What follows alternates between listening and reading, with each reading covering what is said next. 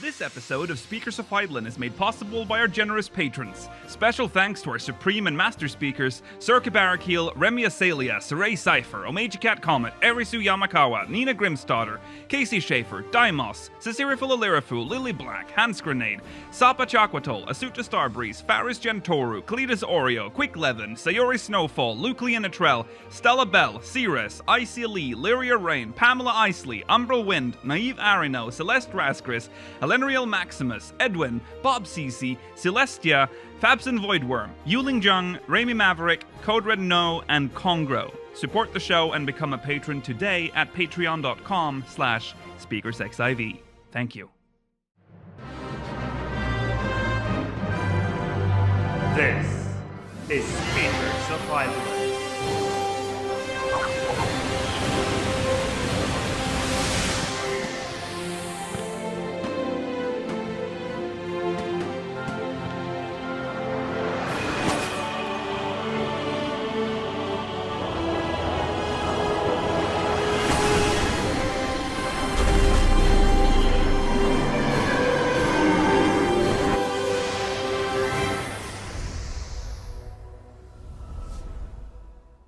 Good evening, Eorzeans. Welcome to Speakers of Eidolon, episode 188. I'm Lakeel Bravestone, and I'm joined today by Rolodes, Georgi Wiston, and Mail of Anadar. Hello, everyone. Problems still with our usual Skype system. So this is why we can't do our close-ups. Well, I can do my close-ups, but we can't do the close-ups with the others because they're kind of low. They're kind of low res right now. Welcome to episode 188. In this episode, we'll talk about Hatching Tide 2020. Or well, we'll discuss the upcoming Hatching Tide 2020 event, and we will read through your Mog Mail. I think we can just say things are quiet right now. It's very quiet, but we will read. We have a lot of Mog Mail to read through today, so we'll do that. Stay tuned for the post show. We'll be answering questions from the Syndicate, and we will continue the Speakers of Eidolon tournament bracket dungeons. With Rollo, by the way, Rollo will stay for the post show, so we are united for the foreseeable future. Yes. Yes. I have two channel updates, which the first one is funny because it happened just before we went live. It's about Fall and Rise, episode 1. It has happened, ladies and gentlemen. YouTube gave me the tools, and I used them.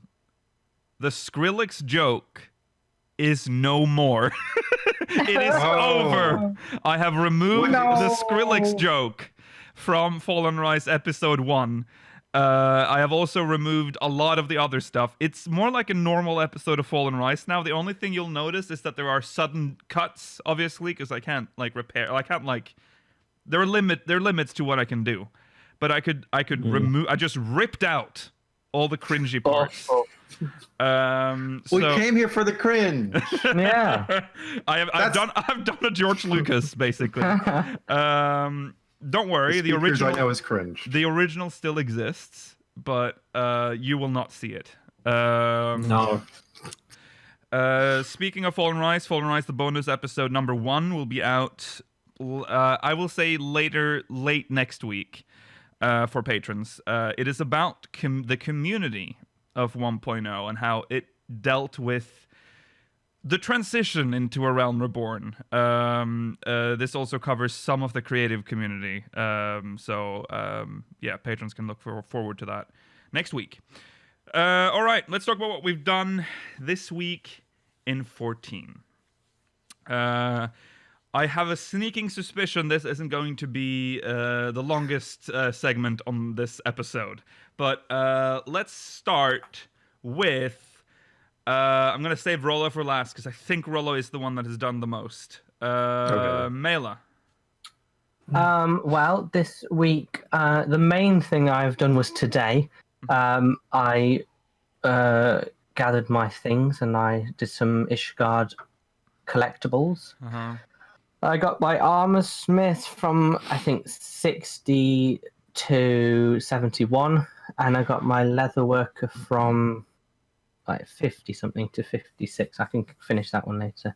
I'm essentially trying to get them all to at least 70, and then I'll do crystarium, the crystalline mean stuff, and get them all to 80. Okay. That's the main stuff. Other than that, it's just roulettes and stuff. You won a first place Cooper of Fortune. I won 10 grade 8 gathering materia, which was nice, I guess. Oh, that's nice. Did I you feel sell like them?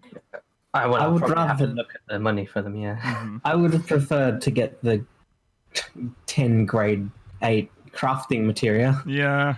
Yeah. Okay. Georgi, what have you done? I've ground some tomes on both my characters this week. And that's about it. Yay! We did Cinderdrift yesterday. We made the tiniest bit of prog. Very tiny prog. It's because the roller wasn't there. That's probably why we didn't clear it, of course. You need me. You gotta be there. Yeah. Speaking of, Rollo, what have you done?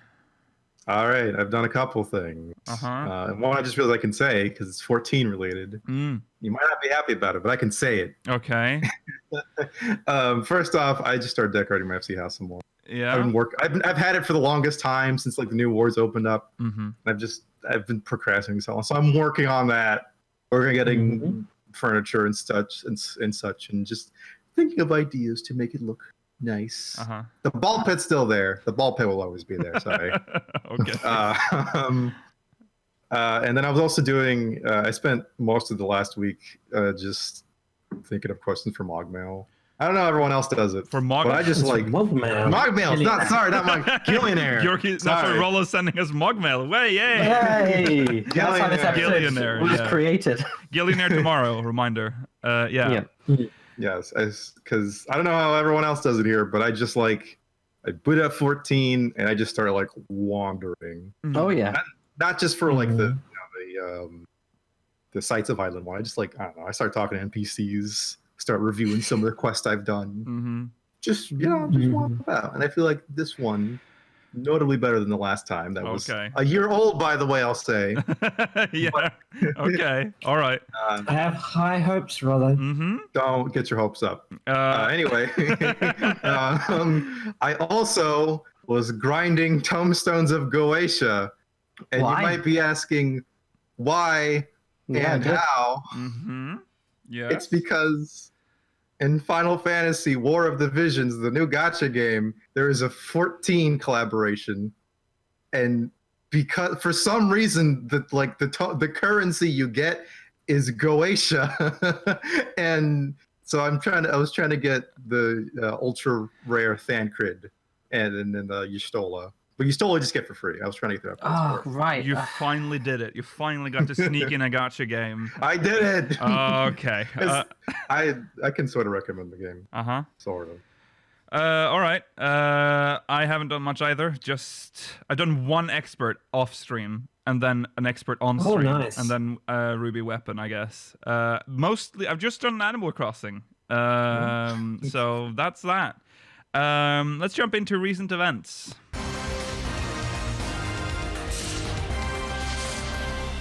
And in recent events, we will start with Hatching Tide 2020. It is coming. Papaya is coming. Yeah. It starts March 30th, Monday, at 8 a.m. GMT, whatever that is for you PDTers out there. Also, a reminder that we will be jumping forward in Europe in an hour ahead. So it's daylight savings time. So for next week, the podcast will be on regular airtime for Europe. Because right now it's 1 hour earlier. No. Yeah, 1 hour earlier than normal. It'll return to normal airtime next week. Anyways. No changes for America. No changes for America. You don't have to do anything. Right. So this is the Hatching Tide 2020 is a 2-stage or 2-chapter event, just like Valentine's Day. we don't really know what it means that it's in like the 2-chapter thing. Is it another voting thing? We don't know, but it's interesting that they're doing like two chapters. It kind of makes the event last longer in a way. Yeah. Yes. I'll just read the little text that we've been given on this website. The Egth Umbral Calamity. There you go. Very funny. Yeah. Hatching Tide is upon us once again, and the revelrous rabbit in Mikado's amphitheater would share the joy of this wondrous celebration with one and all. There you have it. Look forward to that one, huh? But I think the thing everyone's talking about is the rewards, because boy, are there some there's a very interesting gear set coming with this one. You're getting a rabbit costume this year. Creepy ass rabbit. Horrible. It's like Donnie Darko rabbit. Yeah, it kind of is. Yeah, it's got these like big dead eyes. Of course, you could say male Vieira. We finally, technically that's the male Vieira. There's some plushies and a very nice a poster. Yeah. Why are the plushies so cute and the outfits so horrible? Excellent question. I don't know. I generally like when we get posters, and this is a unique looking poster as well. It's not like previous artwork either. It says Egg Hunter Riggy. Yeah. He's having a good time. Yeah. So I'm assuming we're gonna talk to Riggy again this year. So that's one part of this event. So let's go back like a year or maybe even 2 years, back when we talked about the Mog Station for the first time. We were very skeptical to the Mog Station. And I remember saying, because when they started putting seasonal events on the Mog Station, I remember saying, well, at least it's just last year's event items. It is nothing new. You can obtain it in game. It's fine. And I said the nightmare scenario would be if we got to an event and they would put event items on the Mog Station for that event that you cannot obtain in game. Fast forward to now. Here we are. They have put a mount on the Mog Station. A Spriggan stone carrier mount on the Mog Station, which is a Spriggan literally carrying you around. It's so cool. On the Mog Station. It's very cool. And when it flies, it has those purple crystals that they carry around floating around it. Yeah. It's really detailed. It is a really good mount. I've seen it. It's very cool. It's got a lot going on with it. Yeah. It's even got little butterflies that fly around. Yeah. I mean, some people would argue that this is not related to the Hatching Tide. No. And I will say, it is account wide. It is account wide. Most new mounts are. If it was just carrying a rock, like most Spriggans do, I would understand that argument a bit more. Yeah. But the fact that this Spriggan stone carrier is carrying a basket full of what are clearly Easter eggs. Yep. Suggests that this is related to this particular seasonal event. Yes. And also the timing of when they put it out. Like they put it out just before the Easter event. Yeah. We all know that Spriggans are Easter. Remember they gave us a fucking Spriggan outfit last Easter. Yup. So Spriggan are the bunnies of yeah. So and we have what's his name? We just talked about him. Riggy. Riggy. He's a big Easter staple in Eorzea. Yup. They're not eggs. I guess they're not carrying eggs. But it doesn't matter. You all know what Spriggan means, though, and considering when it was posted on the Mog Station, you know what they were going for. They also gave us 2 new dances. Heel toe looks horrible. I'm not actually seeing them. And Gooboodoo. Gooboodoo. Like that name. Yeah, which is is it good? Which is a Scooby-Doo reference because you can also do / mystery machine to. Oh wait, really? Yeah. Oh. How is that a Scooby-Doo reference? What does the Scooby-Doo? I don't really know. Scooby-Dooby-Doo. Where are you? Yeah, but I don't really know. I don't know. The dance is. I don't know. The trouble with this is that the competition MMO World of Warcraft did this. It put mounts that were clearly meant as rewards for like reputation grinds and stuff into the cash shop rather than being just part of the reputation grind. So you'd spend ages doing it and you get like a piece of armor and a pet and then the cool mount you could just buy. Yeah. It's not a good precedent set. And it is somewhat worrying for future events. Yes. Yeah, I don't know. It's To be fair, it is much nicer than I think any other previous seasonal event mount. It is a very nice mount, and I think that they omitted putting like the eggs and stuff on this mount because they wanted it to be a year-round mount. Yeah. Yes. That's how they got away with it. But they know how we would think. We would look at that and go, "That's an Easter mount because that's a Spriggan." A Spriggan Easter time. They could have at least not released it now to make it less transparent. Yes. It's just. It's fine. $24 mount. Yeah, but it's account wide. I guess that's a plus. You get it on all your characters. So cool. It is very cool. Very cool mount. I mean, as much as I complain about this, I bought it. I mean, I probably will soon.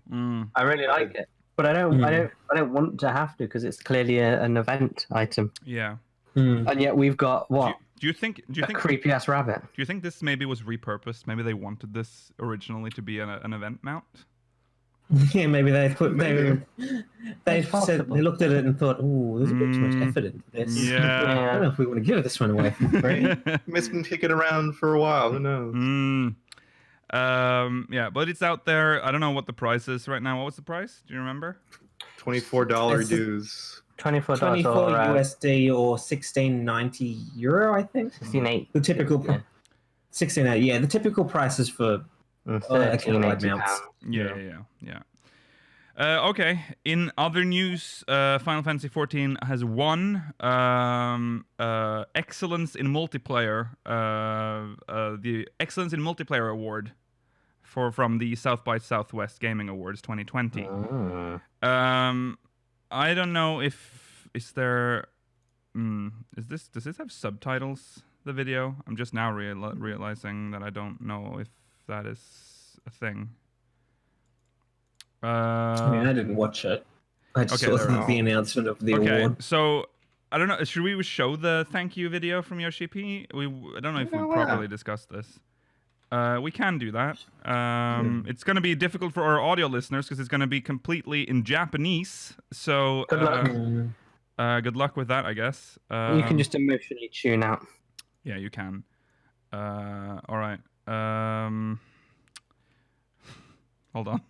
No, our systems were not ready to show Yoshi P right now. Okay. Let's hear what Yoshi P has to say.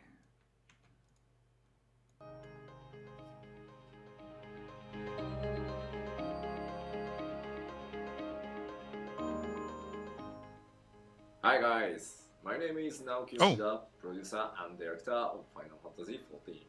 皆さんこんにちは。Final Fantasy XIV プロデューサー兼ディレクターの吉田です。今回はですね、本当に素晴らしい賞をいただきまして誠にありがとうございます。とてもじゃないですが受賞できるとは思ってなかったので僕自身非常にびっくりしております。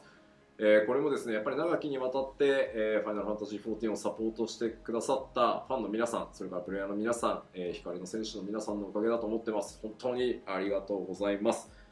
今回受賞となったシャドウブリンガーズはファイナルファンタジー14の3本目の、拡張パッケージになってます。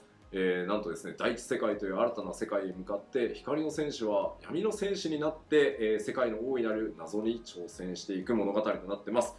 ぜひですね、この機会にまだプレイしたことのないという方はですね、どんどん進化するこのゲームを、ぜひプレイしていただければと思います。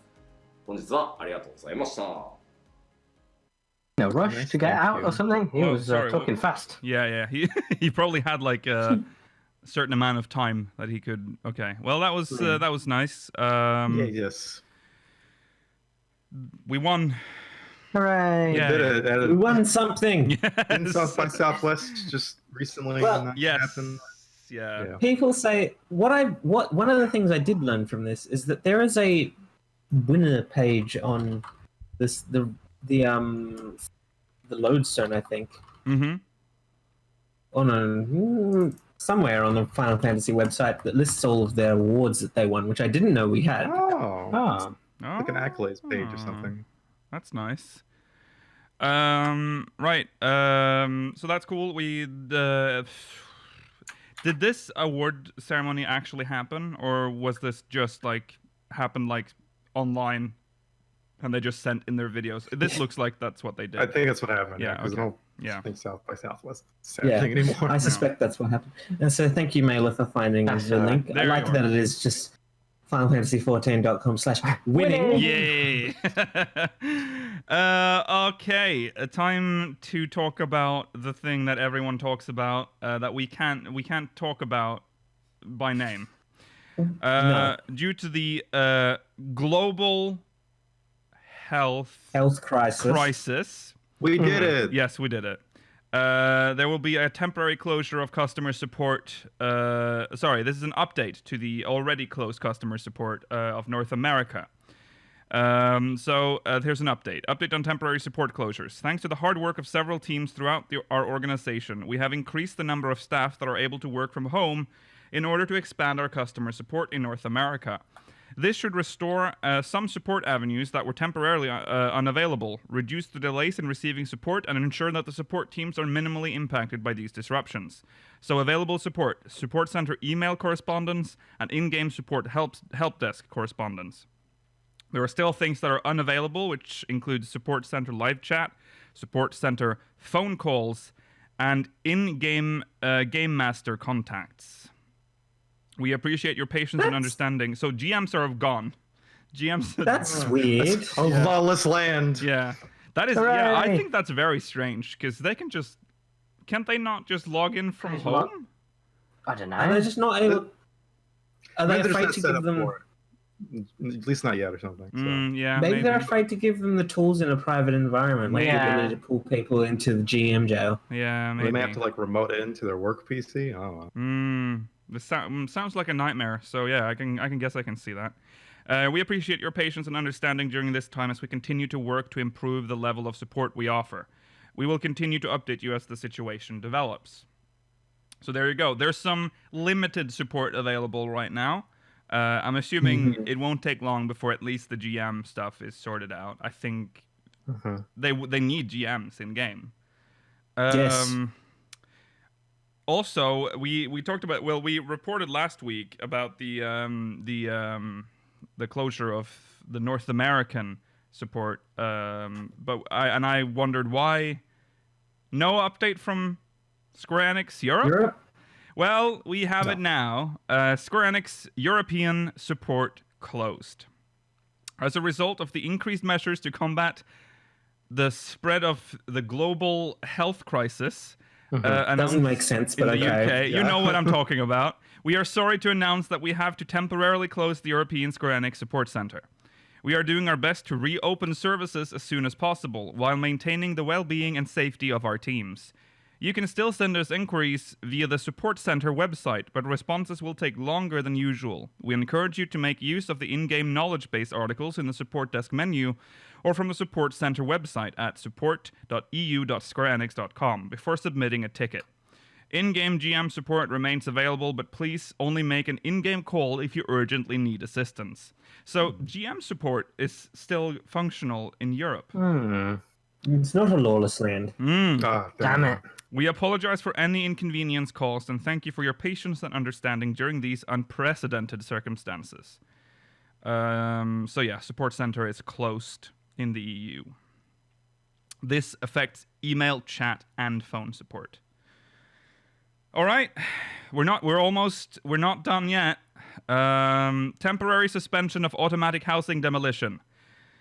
Taking taking into account the global health crisis. The global health crisis and the economical effects of various cities going into lockdown, we have decided to temporarily suspend automatic housing demolition.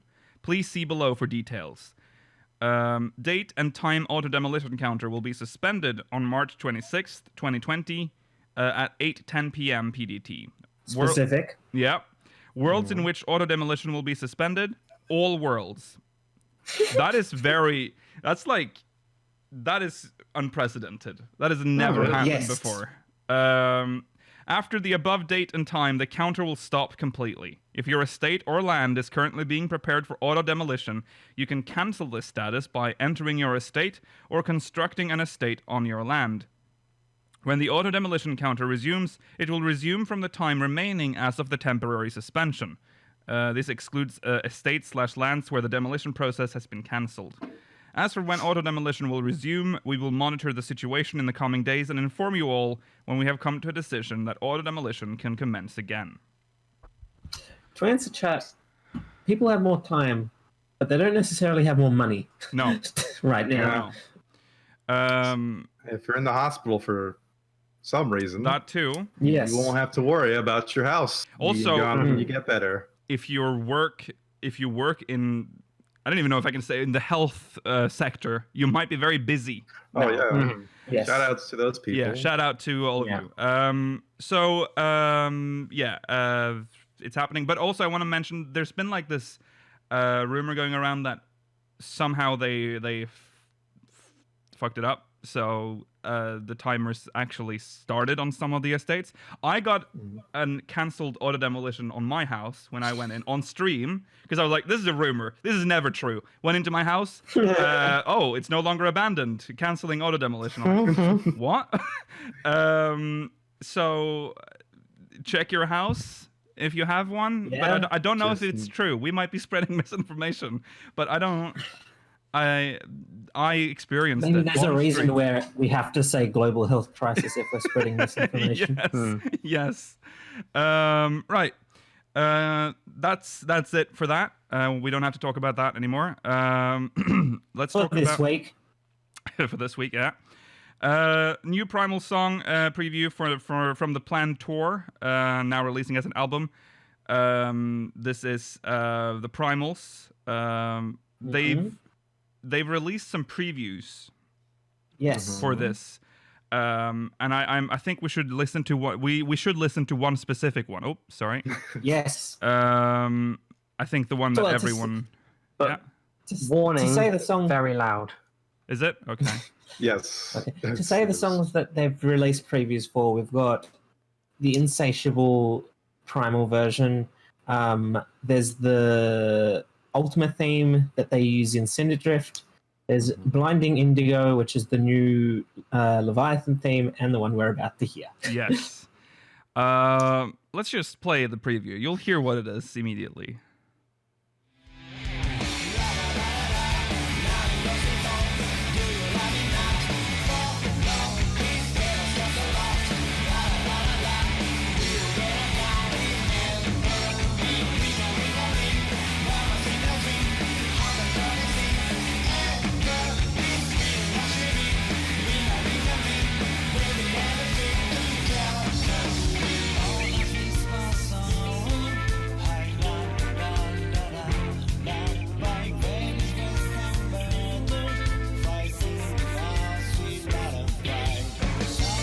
All right, you can tell what song that is. Unexpected. It's kind of grown on me. Yeah, it gets a little better every time you hear it. It's the Titania theme.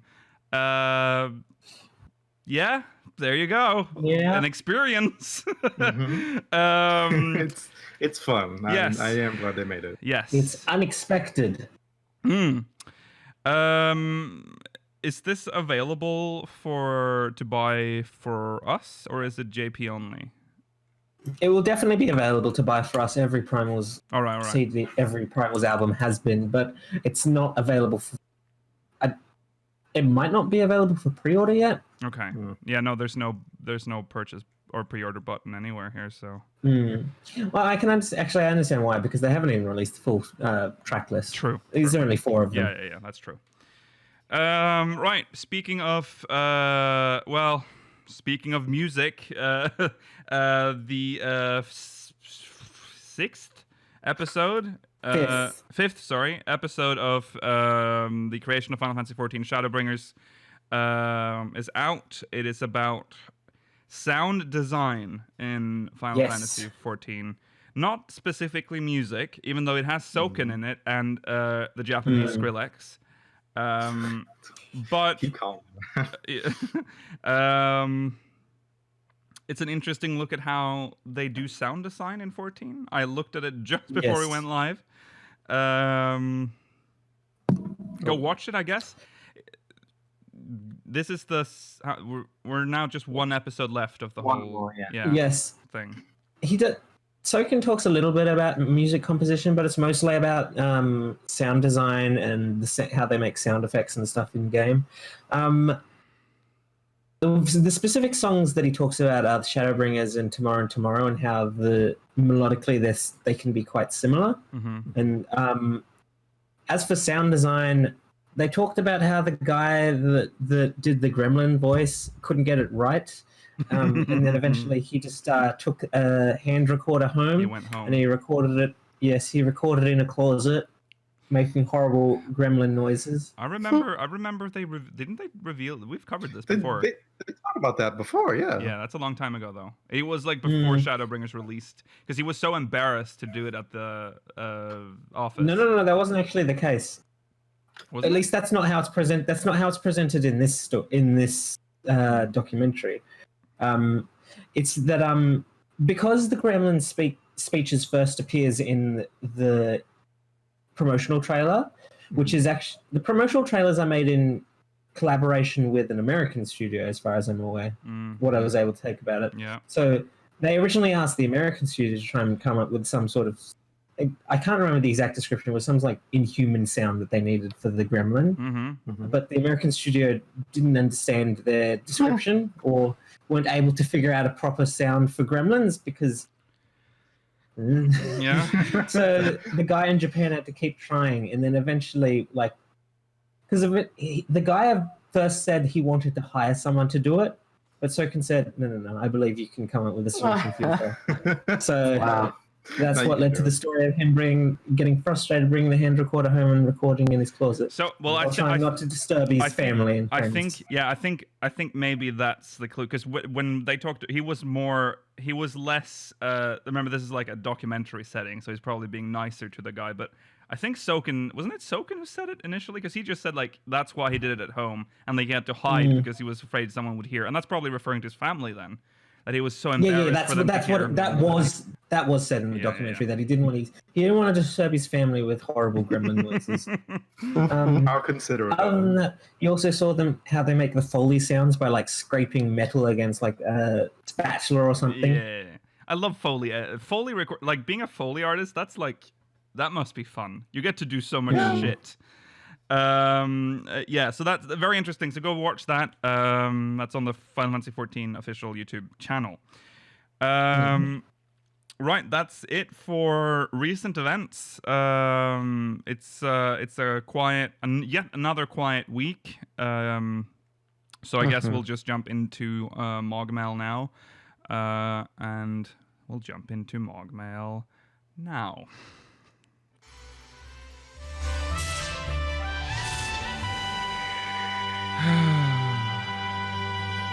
Yes, and our first MogMail is from. Is this correct? Yes. Yes. Yatharl Desusson from Ultros. So coming out of Stormblood, it seems like a lot of the knowledge and power lost during the War of the Magi, etc. The scholars during the Tomberry Plague, the Thaumaturge is preserving the Black Mage spells. While the Conjurer / White Mage haven't regained any further knowledge of Amdapor, do you think this trend is leading somewhere, and where would you like it to lead? We had to decode this a little. I think. Will we learn more about? Will the White Mages learn more about Amdapor in the future? Which is something I've wanted. I thought the job quests for Shadowbringers would explain why we've now switched aspect to light, and why, No. and maybe it was linked to Amdapor. None of that.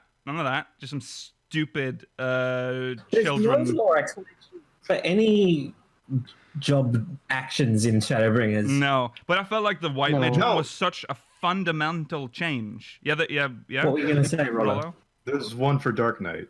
When I kind of thought the Dark Knight. Of course, Dark Knight gets one. Yeah, because when you do Living Shadow, the one where you summon Frey or whatever, he comments like, it isn't me really.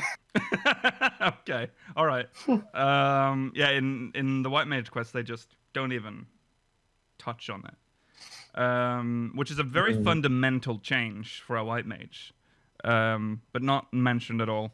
I hope that we'll learn. I'm surprised we haven't touched on Amdapor more. Considering I'm surprised about that as well, because the Black Mage and Scholar job quests for the most part do reference Nim and Mark, whereas Amdapor tends not to. Like, even in Stormblood, the story was not related to Amdapor. No. It was related to Pajal. Wow. Yeah. Maybe next expansion. Maybe. I think the last time Amdapor even.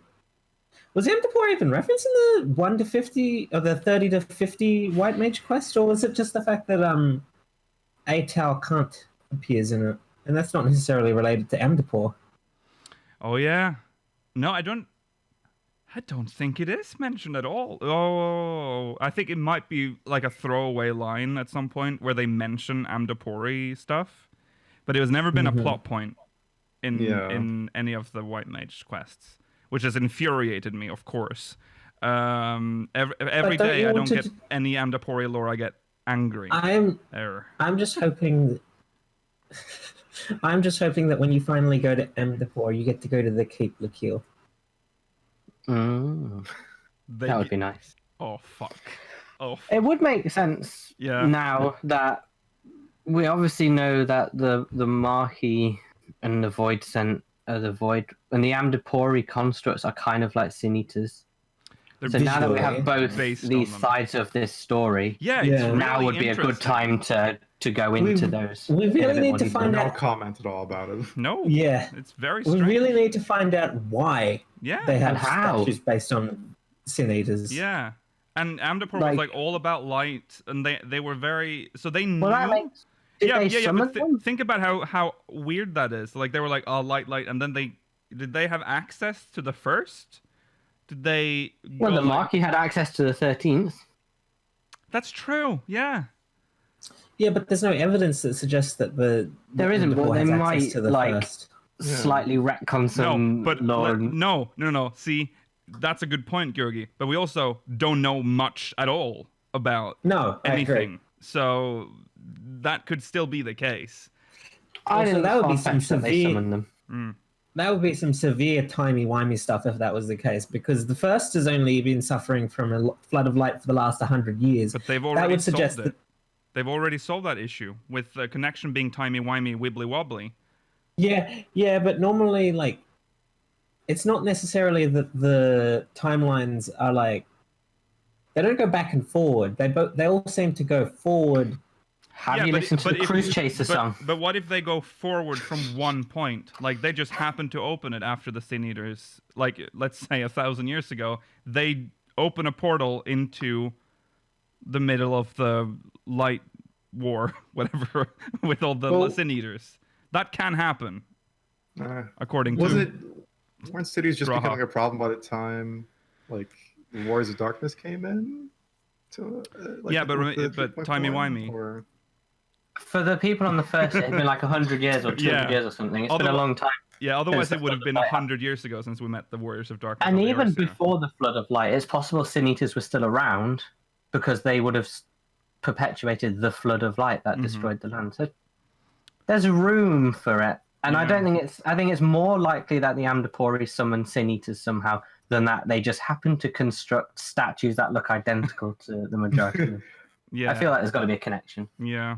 I don't know if they necessarily summon them, but they have access to see them. Yeah. At the very least. They're not. Because from what I remember of Amdapori lore, these are statues that they've animated. Like they've put life into them. That's So they claim. They aren't sin eaters. Well, if they were sin eaters, we would have had a bigger problem in Eorzea, probably. Yeah. Yeah, true.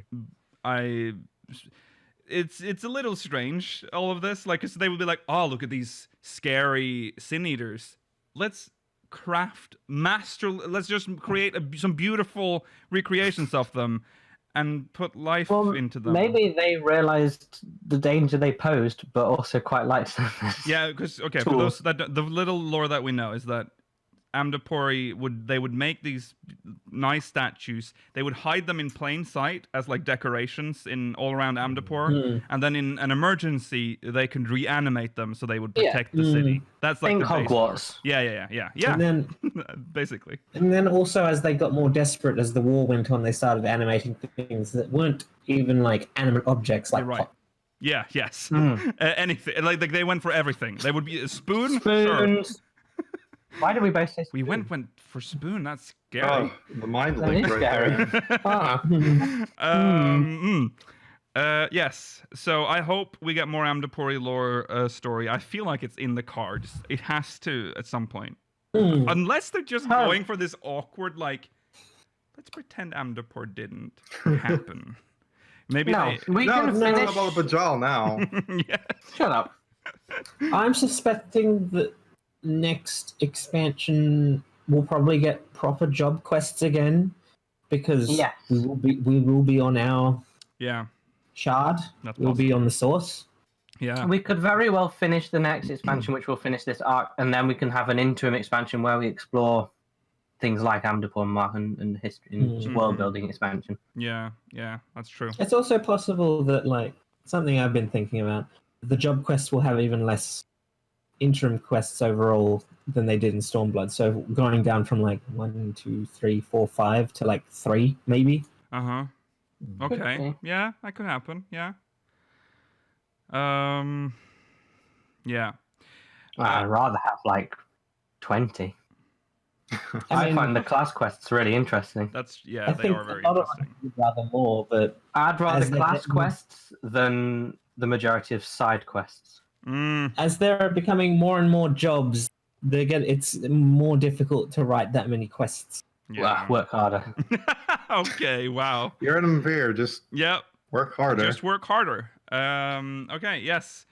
It's also worth noting, we mentioned that, but all the other, most of the other jobs have like lore tied to the other, like Nim, like Mark. All of that is tied. For some reason, we're just ignoring it for White Mage, even though it was like one of the most powerful jobs in the realm at some point. Very strange. In Amdapor, I mean. It was Black Mage and White Mage. That was the fucking war. Cool people versus wimpy white mages. I'm just okay, yeah. All right. Right, next thank you Thanks, Yatharil. Next is from Elliot Rivers from Spriggan. Hello, speakers. In the trailer for 5.2, we can see our characters summoning the Scions of the Seventh Dawn, including Reen, just before what seems to be the boss of the boss. Have we read this? I think we might have referenced. I think we might have. You know what? We have probably just discussed something similar to this last episode. Yes. Yeah. Do you think that their journey to the source will be resolved in 5.25, or is rather some kind of illusion, assuming that time and space seems turned upside down here? And more specifically concerning Reen, do you think that she will really travel with us, her case being a little different from the Scions, or that she will stay in the First in Order? Why not? No, we've read this before. Okay. I'm now remembering it, that we've read it before. Sorry, Elliot. Refer back to last week, Elliot. Yeah, go watch last week's episode for that answer. All right, sorry. I meant to go for this one. By the way, 2 weeks ago, not last week's. We didn't do any MogMail last week. Oh, yeah. Oh, my goodness. This from Katsuki Matthews from Fairy. Hello, speakers. Hello. Hello. Hello. Idiot. Okay. Right. Katsuki Matthews from Ferry. Hello, speakers. So I was rewatching the ending cutscenes of Shadowbringers 5.0 and came upon something I'd completely forgotten. The moment where Elidibus plainly explains what his grand plan is. His exact words were, "Warriors of Darkness now, are they? Then their fate is decided. They shall meet the same end as those who came before, death at the hands of Warriors of Light." So it seems to me that he intends to use the Warriors of Light he raised in 5.2 not to create a flood of light or anything, but rather he intends to use them as an army to take us down. How do you think this will go down in 5.3?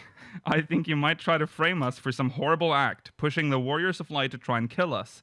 I don't know about y'all, but I'd be extremely interested with the Shadowbringers arc ending in a Warrior of Darkness versus Warriors of Light showdown, possibly in a trial. Thank you for your input and keep on being awesome, Katsuki. Thank you, Katsuki. That's a cool idea for a trial, but that is really cool. Right. We're gonna kill that one Rogodin. Maybe. If Elidibus comes along and is like, these guys are the bad guys, and anyone believes him, I'm going to be disappointed. Yeah. It doesn't make sense for them to suddenly be like, Joe, you're right. They are the bad guys. Yeah. Let's kill them. Okay. We just literally saved the whole world. Fine. Yeah. But remember, Mela, consider what happened in 2.5. The common people aren't that smart. Oh, God, yeah, that's true. That's true. So you killed the Sultana, did you? Come in, have a cup of tea, sit down. Spoilers. Yeah. I would like the idea of the trial though. That could be really cool. Could be very cinematic. Well, but it is because I do believe I believe we tried to figure out what his plan was with all these Warriors of Light, and I kind of forgot the line that he said that we would die at the hands of Warriors of Light. There might be something in that that he might, because look how quickly we turned them from like hating the Warriors of Darkness. That is true. Warriors of Light. Sorry, Warriors of Light. Sorry. Yeah. I think Elidibus can just as easily manipulate them to think that we're a threat. He's already sown the seed because he's like, they're outsiders. Like, they're not from here. The thing is, he would have to, in some way, like, transform them sort of like primals, because as they are, I don't think that much of a challenge make for like us. a monster out of them. Just merge because them otherwise you're gonna giant Moren. Yeah. Moren's not on their side, I don't think. No. Because consider every other fight we've had, which is a fight against a bunch of ads. I don't think that would be very good. No. It'll be like that boss in Alex. Hullbreaker Isle.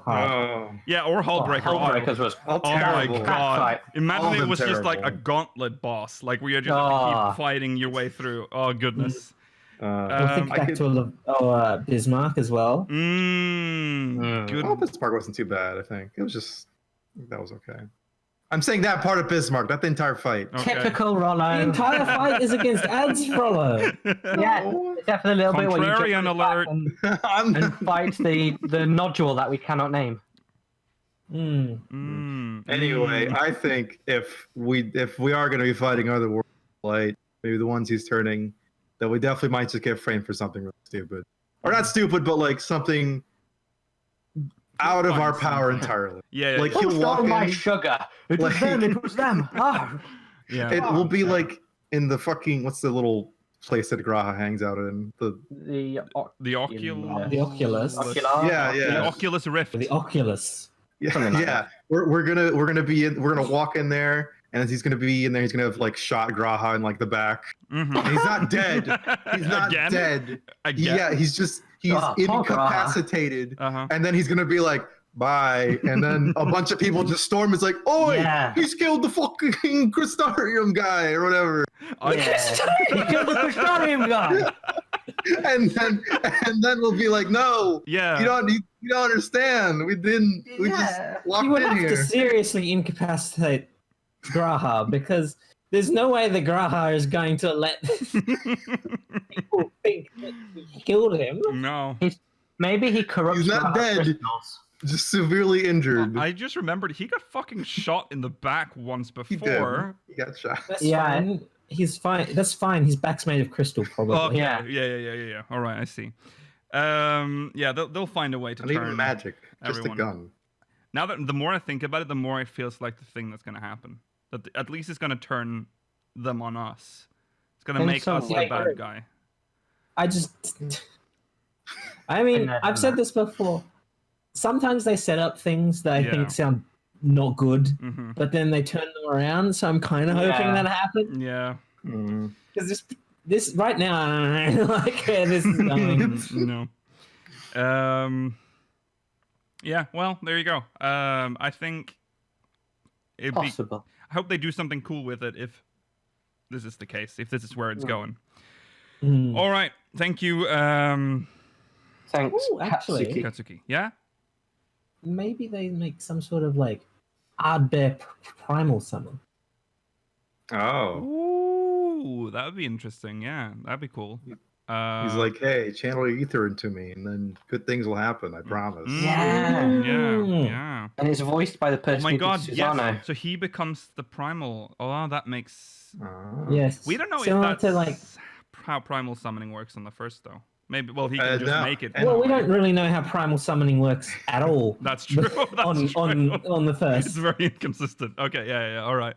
But yeah. Behind his back, when he says that, he's holding Nidhogg's eye.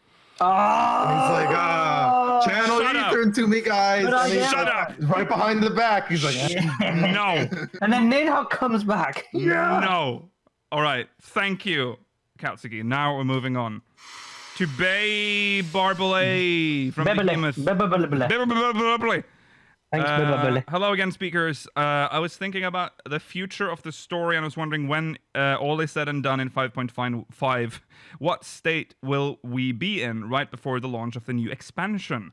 Who do you think will be part of the MSQ crew? Do you think anyone will die beforehand? Will the Scions count a Garlean amongst their number? Will Sid and Nero come back from Raid Series Purgatory? Will the last dungeon be Gimlet Dark 2.0 but on the Dalmascan border? Thanks again for all the fun you fellas bring. Be safe and take care, everyone. That's a lot of questions. That's a good question. That's a lot. Yeah, there's many things here. Okay. So what state will we be in? So the first will clearly be done, I think, by 5.5. The first will be done at the end of this next patch, I think. Yeah. Yeah. So it'll definitely be. I think we'll be going to war with Garlemald. We'll be like in the throes of war. Yeah. But with who? Garlemald. There's no one leading it. I mean. Well, yeah. Someone will take power. I think Xenos is gonna eventually just end up taking power. Not because he wants to, but maybe this like Asahi guy is telling him, listen, you should do this. Or maybe Garlemald. So right now, Garlemald might fracture. Like you might have like the people that are loyal to Xenos and the Emperor, and the people that want. I suspect the Popularis, I guess. Yeah. Yeah, I suspect Garlemald will be at Civil War, and that's how we're able to get into the country more easily. Yeah, I think that's the state it's going to be in. And I think we've also said that that's like possibly the only way that we could get into Garlemald, because Garlemald is a very powerful empire. So the only way for us to get in is if it's weakened, and a civil war.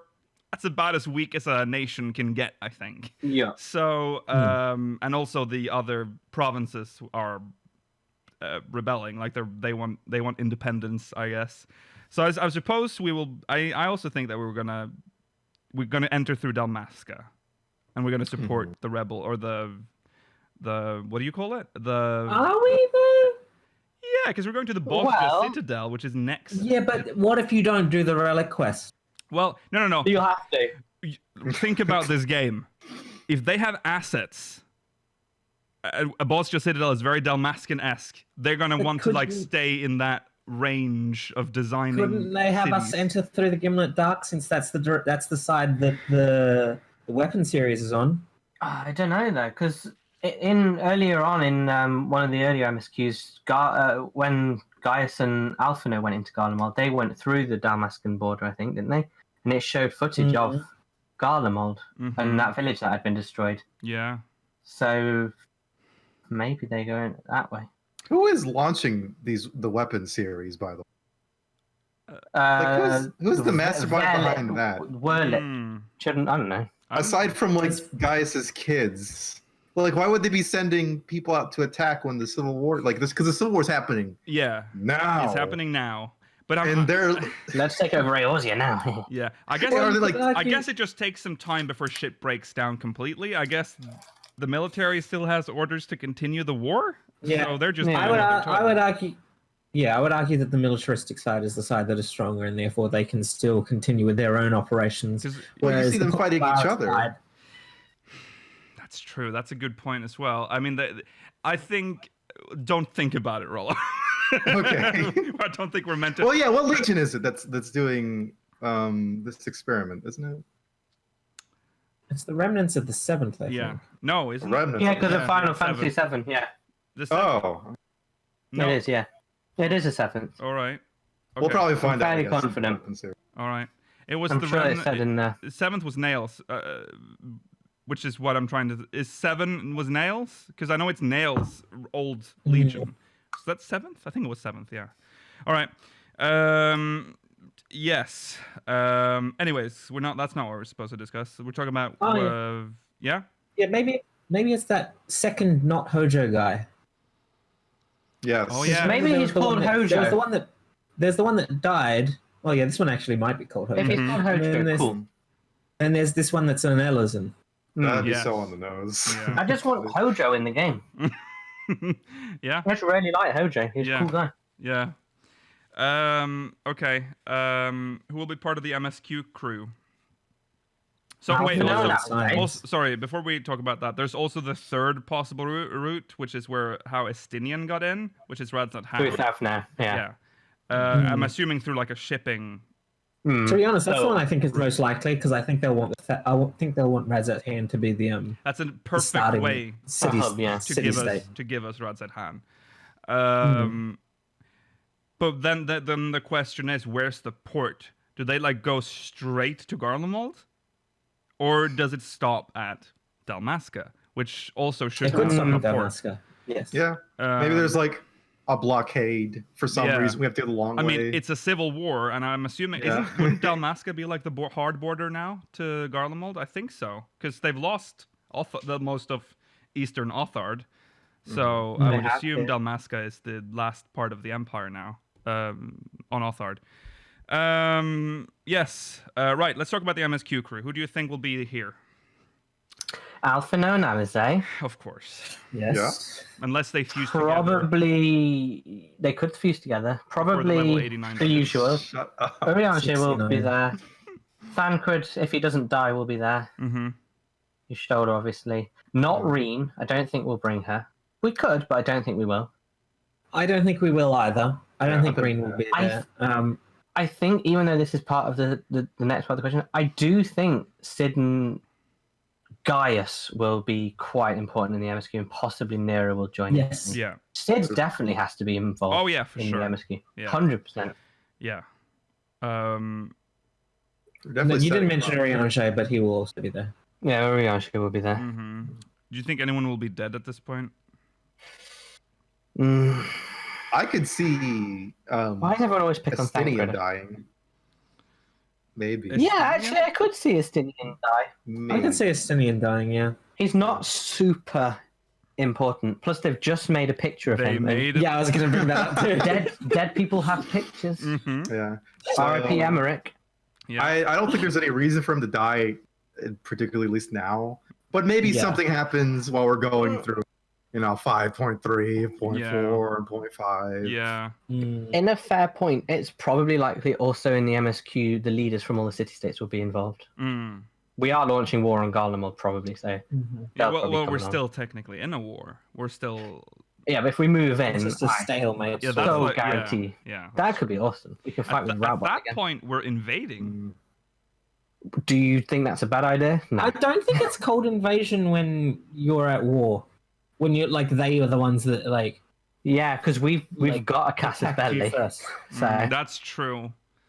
I don't know what the rules of war are, but yeah, okay. Ask Sun Tzu. Yeah. Also, have we mentioned Thancred? Like the possibility of Thancred dying? I feel like someone of the court. I don't understand why Thancred is always the choice to die. Eorzeans and Thancred are the most fragile people on the first right now. Yeah, like Thancred can old take care men. of himself. they're not I see feeling what you too mean. good.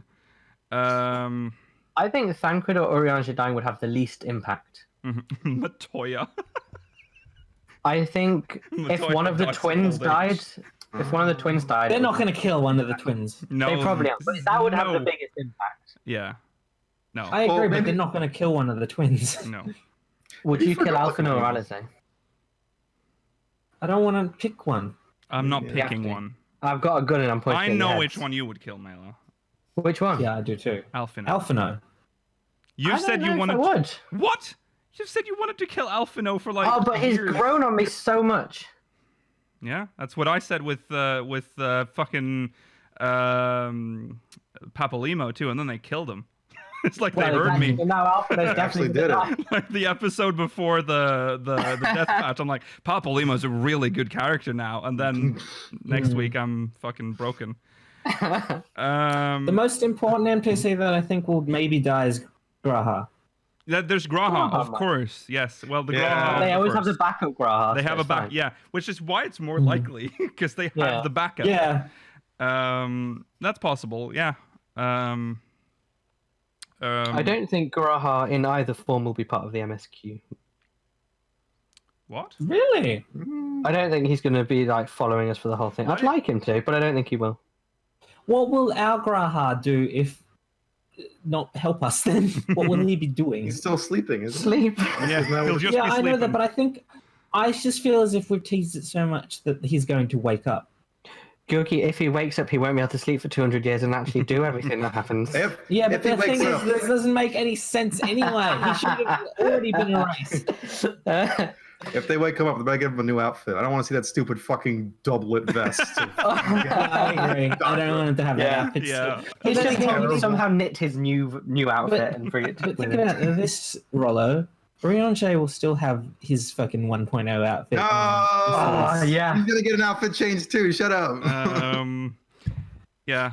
Because With the hood up. the only His way clothes will come with him. the only way to wake Graha on the source is if our technology is like good enough or whatever, right? There's like Yeah. that's what he said. Like when that's when Yeah, he wake just from his have him. slumber. Just Yeah. have him tell us. But we already have a Graha that's been like working with Allegan Tech for like 100 years. Yeah, so he can just tell us. He can tell us, so we can just easily wake. I say that as if it's not easy, but that's how Maybe you before can he do it. dies. We can bring new Graha with us back to the source, and new Graha can wake up old Graha. Yes, as I've said, he fully crystallizes. Then No. we put all the scions inside of him because Housing he's turned item. into an aura site, Housing and then item. then we show that Graha. Look at this cool Dyeable statue we have of you. item. Why This, diable? Yes. this is a I want to fetish dye thing. him. I want like a pink Graha, Crystallized pink Graha. crystal Graha. Can you out sit on for- him? Hell He's gonna yeah. have like he's his gonna, hands he's stretched gonna out die like like this. and it's like a chair. His hand. Oh, I see. Yeah, so you can have a little Lala chair. Only for Lalas though. Well, I will sit on it. Although it'll probably. You'll break off his fingers with your fat ass. That's fine. We can just add glue as a housing item as well. I can glue it back on. Glue already exists as a craftable item. There you go. Make it a thing that we can use. This Possibly the last dungeon will be Gimlet Dark 2.0 on the Dalmascan board at Bay Barbalay. Yes. Why did you skip ahead? We Well- were talking. Because you were talking nonsense. Okay, let's talk about. Well, we've sort of said that. We've said that Gaius is probably gonna be a part of the main MSQ. Yeah. Nero's the one who's most up in the air, but Yes. I would love Nero around. I feel like it makes sense to bring all the Garlean defectors into the story now. Yeah. And then they all get, like, executed. What? all right. Okay. They get captured by the state. Yeah, I don't think there's much of a state right now. I don't think. I think. All right. Yeah. Whether or not they come out of Raid Series Purgatory, I don't know. I mean, they can do both. They can. Well, Sig and also Nero not in aren't a part of raid this series one. right Yeah. now. No, they're not. So they're free. But we're. Yeah, that's true. They're free now. So it would, if they were in a Raid Series Purgatory, it would be next expansion. But by then we're done with this. So, will the last dungeon make Gimlet Dark 2.0 on the Dalmasca board? Here's why I think that's going to happen. Because Garlemald's civil war is still happening. But you have to remember, one side is trying to keep the Empire together. So Dalmasca is the most rebellious province right now. They've already tried once to break out. Now they know that the state is weak. The Empire is weak. This is their time to like push. So the Garleans will try to attack, but they're so weak, so we can join them and help them. That is our aim. I gotta liberate them. Talking back to through probably a few weeks ago, this is the last. You're saying this is the last dungeon of this expansion. That means we're already in Dalmasca. We don't get Dalmasca as a zone, so we get more Garlean zones, right? Possibly. We can't have Dalmasca as a zone if we've just been there to do the dungeon. Well, I'm thinking more that we're gonna get like the area outside of Gimlet Dark. You know what I mean? Like that camp. We don't actually get a whole zone. We won't get the zone. But why would we suddenly explore Dalmasca? Well, Dalmasca is a vast old kingdom. So if we're on the border, it means there might be more behind us that we don't, get to explore until the expansion. Maybe. Depends on where the boss citadel is. Also. We might not head into the desert beyond Dalmasca. Right. Just know that Dalmasca is big. It was like an independent kingdom at some point. I will say, I don't want Gimlet Dark 2.0 because every final dungeon of every expansion so far has involved Garleans in some way. Yes, and it's kind of boring to me now. But it kind of makes sense now, because it makes a lot of sense. This is the one. I'm not saying it doesn't make a lot of sense. I'm just saying I don't want it. No, keep the trend going. Come on. Yeah. Always comes in threes, right? Yeah. No, this will be the fourth one. Thank you very much. Oh yeah. What was the last one for? Oh, because there was the Realm-Reborn one. Steps of Faith. Keeper of the Lake. Yeah, Keeper of the Lake had Garlands in it. Yeah. Okay. Right. Thank you, Bay. Thanks for babbling. I hope we answered your question. Next question is coming to us from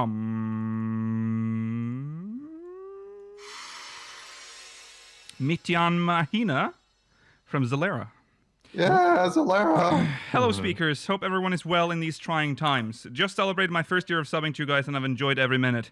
Wow. Just thought I'd bounce. Thank you. I just thought I'd bounce an idea off of you. Since job progression seems to have become stagnant, how would you feel about a second for some tier of jobs?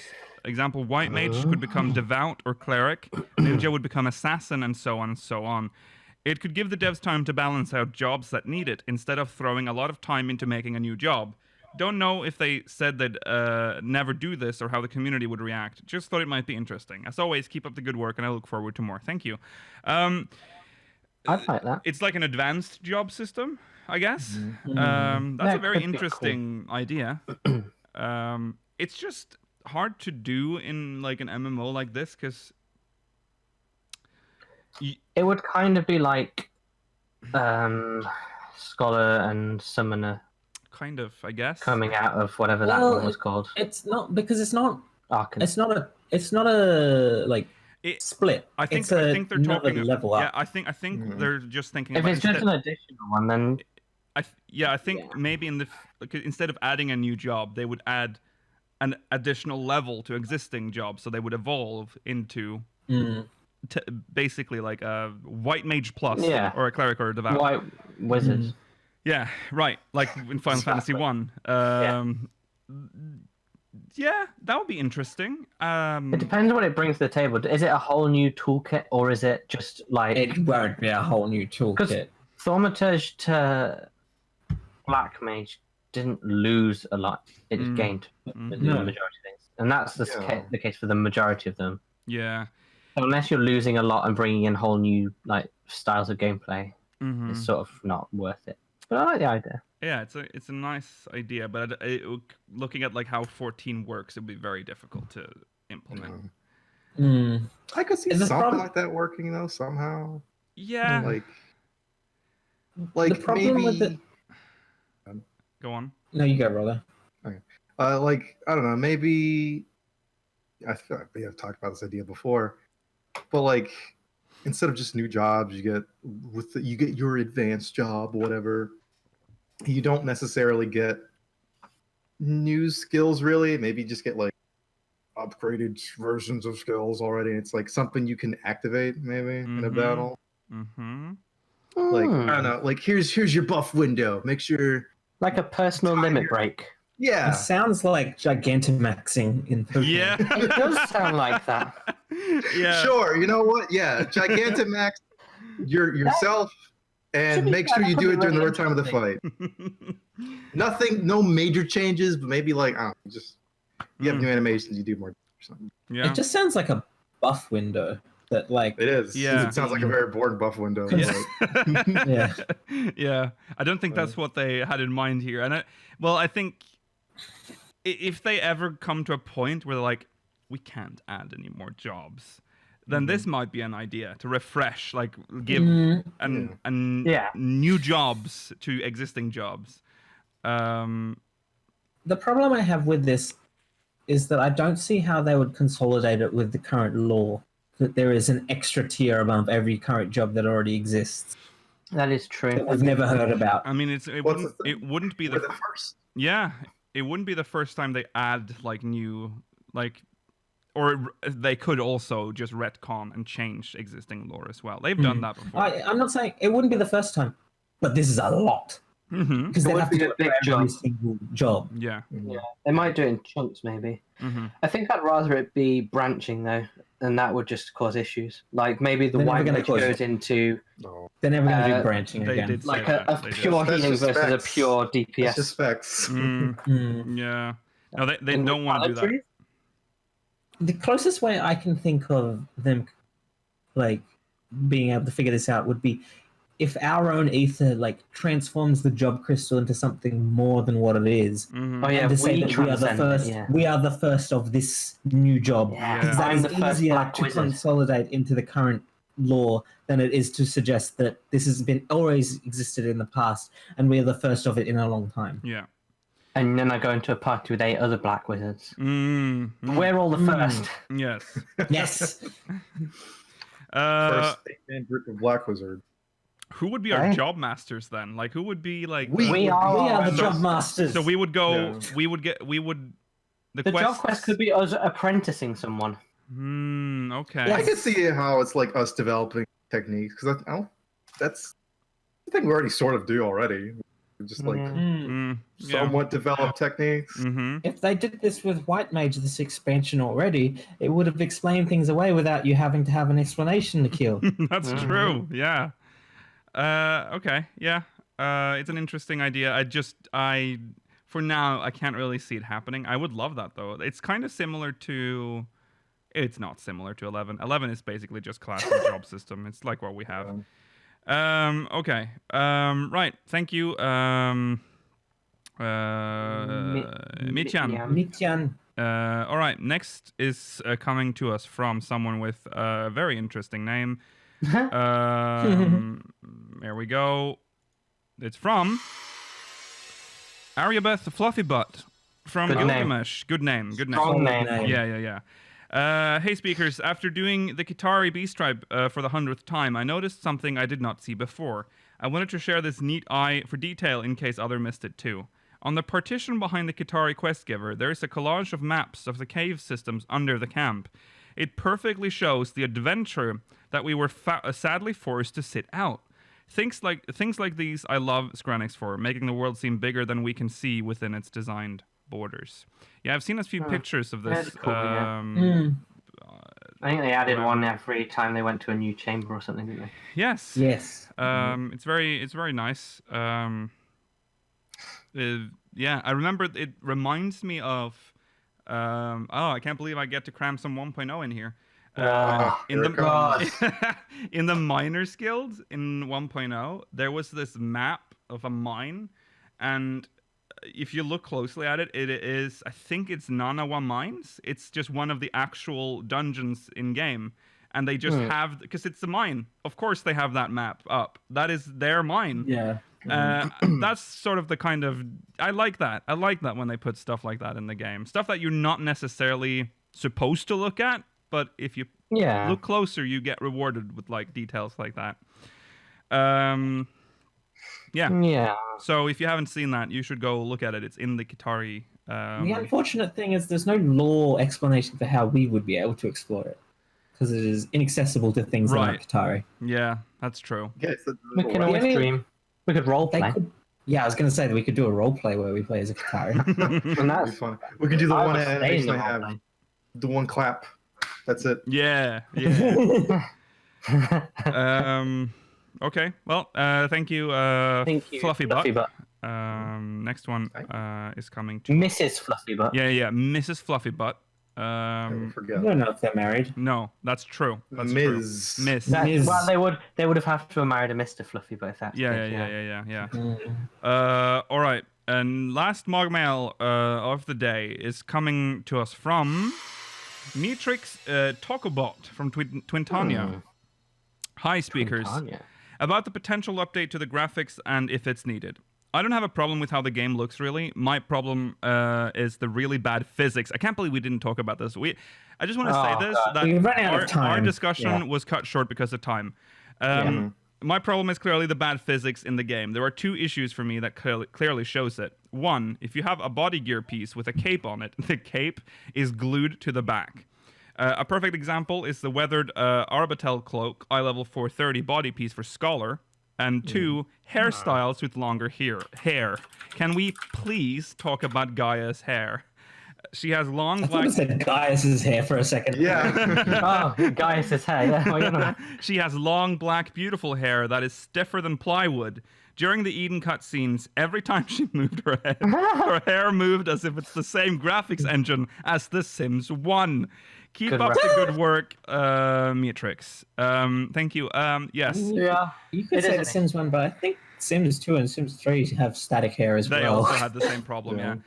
Well, the physics, I've always talked about this physics, and the fact that this engine is actually capable of showing said physics, but they have decided not to use that part of the engine for optimization purposes. But can they turn it on and off at a whim? I don't think they can anymore, because I think they would have done it by now. I don't know, though. Remember when they added in Samurai and they're like, look at what we've done with the sleeves? Yes. that, and I thought, is that a part of that original physics engine that they had? I think it's just an animation. It's the bones thing, isn't it? Exactly. It's the bones. Yeah. They've just added bones to it. And they talked about that in, I think, episode 3 or 4. Yeah. One of the previous documentary episodes they put on the 14 channel, they talked about how it is just an illusion that is the closest they were able to come to replicating the effect. Chat has a point, and I've talked about this before. I think the wedding veil, the wedding veil, has that physics. It definitely has some physics on it, or a very intricate bone structure. It might just be a very intricate bone structure. But okay, so for those of you, I'll repeat it again, just so you know. The Odin cape definitely had physics on it. You've seen the videos of it. You should say there was an Odin cape, because there isn't now. There was an Odin cape that they had to remove. It had actual real-time physics, cloth physics on it. Which, when you see it now, it's so surreal because it's 14 and it's got really, really good cloth physics. That was removed, and I'm pretty sure it was anyone who's interested. Oh yes, yeah. It's basically, you know what? I'll show it on. Let's watch a bit of it. It's a really interesting video. Yeah. Because I know some people are going to go. It's very weird because let me see when EverQuest 2 was released. 2004, and that had cloth physics. Yeah. So weird because if you look at Odin's thing, the Odin outfit without it, it looks so weird without the cape. I don't like it without the cape. I always thought it looked weird, and I guess this is why. But look, this is, apart from it billowing slightly weirdly in some parts, it's quite far from the back. Yeah, that's just how it's meant to be. Looks, yeah, but look at that. Look at the physics. You'll see it better when he jumps, because I know some of you will be like, "Oh, there's probably just bones," but look at this. Oh, that is cloth physics, and also when he attacks, I think is worth showing off. Let's see here. It's ridiculous. I mean, so look at this. Look at this. Do the spin. Yeah, look at that. Spins. Oh. We're in 2020. We can handle having even if you made it like Mela, player character only. Think about the fact that this was recorded in 2013. I know, it's so upsetting, isn't it? Yeah, this was. It's not like it's tanking his frame rate. This was before the PS. I think this is from the 14 PC beta. This is before the PS3 stuff happened, I think. So there you go. Please, if you're able to bring it back, think about it. I would. As sad as this may sound, I suspect they have tried bringing it back, and they have not been able to make it work. They might have This also. is why they should just release a new game. They might also have come to the conclusion that it is easier with the current system now that they have the bones and stuff. Really? Yeah. Really? You think it's easy to manually input bones into a game and have any engine do it for you? Maybe if let's just say that they have this switch. The cloth physics The switch. Nintendo Let's make one? it easy. Let's make it very easy. There's a switch connected to the big bowl of spaghetti. And they can flick that switch to put some of that sauce on. They drop a meatball in. Yeah, and a meatball. And that is the cloth physics. However, if they flip that switch, the game in its current form will get completely fucked. Because Covered in sauce. Because they have clothing that doesn't support those physics, and maybe sleeves will fly everywhere. Like maybe it'll fuck shit up. Oh, but at least release a video to prove why you've not done it. Yeah. Why should they do that? They will never do that. They have never, because we know why they didn't do it. We know why they didn't do it. It's because the PS3 couldn't do it. But they have never admitted to that. They will never say that. PlayStation 3 players, you ruined the game. You've ruined the game. They don't exist anymore. I don't want this. I don't want those comments anymore. Stop. And they had to fulfill their promise to them. You can't. It's very bad when a company promises something that is and true. doesn't come through on it. Yeah. They never promised cloth physics. No. As for hair, that's not going to happen. Okay, Hair's too complicated. Hair is just a lost cause. God, the Vieira hair. It looks so pretty, but when you see it glued to their neck when it's longer. Yeah. You also have to think about the fact, like the hair is literally just like it's just a PNG. That's just flowing down your character. Like there's no individual strands of hair. So even if you added cloth physics to it, it'll literally look like a cloth on their head. Yeah. So nothing can save the hair. It'll be like a habit, except it looks like hair. Yeah. But at least we got jiggle physics. Yeah, we sure do. Thanks. Unlock that frame rate. Do you think they were like, we have to make a decision. We have two switches. The boob switch or the cloth switch, and they all went for the boob switch. Well, I mean, listen, they made a good. Right. Well, and Namaya was the only objector. Yes. Yeah. She's still upset that they don't have cloth physics. But it is very annoying, especially when you have capes and you can clearly tell that it's sort of sticking to your legs. Oh, yeah. It just goes backwards at like a 45-degree angle and then goes back. It's like RuneScape. Yeah, there's like mini capes on some. Like the Red Mage level 80 gear. So stiff. I also don't like it because they have this like flapping in the wind thing, right? I like in that. my case, 50% of the time it looks like hack. Like when hair is like clipping through things because it doesn't know where to go. Like that's when the Sims plywood hair really. When you go from playing without that to having the little physics details on, it does change the game quite a bit. Yeah. Makes it a lot nicer to look at. Well, yeah. Sometimes it highlights the flaws, though. Also that. Yeah. Get some thigh jiggle in there next. Turn on that. Don't stop. Hey? We don't need body parts to jiggle, Rollo. We need other things. Bit. Tiny little bit. You don't need it. You don't need it. All right. Okay. That's it. Thanks for watching, everyone. That is the end of our allotted time. If you're watching live, remember post-show is about to begin, so make sure you catch that. Remember to follow FFXIV, Twitter. On Twitter @SpeakersXIV, twitch.tv/speakers of Eidolon, youtube.com/SpeakersXIV, exclamation Discord in chat if you want to join our Discord server. If you're watching on demand, link is in the description. Send us MogMail, speakersxiv.com/MogMail. We will definitely need it next week as well, so make sure you send us. If you're watching live, of course, yes, stay tuned for the post show. We'll see you there. Goodbye, everyone. Goodbye. Wash your hands.